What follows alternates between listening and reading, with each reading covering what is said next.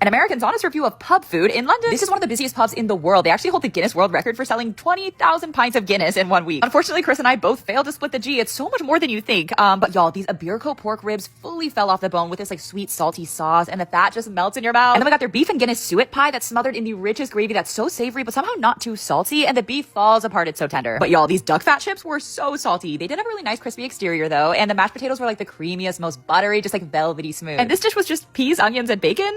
So that's what it tasted like. The bacon was very thick though, maybe a little too fatty for me. And you guys, this sticky toffee pudding is maybe the most sugary dessert I've ever had. I'm not even kidding. It's just like straight up bread soaked in caramel and butter, and then it has cream and custard on top. It's intense, but kind of addictive. And then I tried one last time to split the G, but I overcompensated and drank too much this time. Oh well, that's all for today.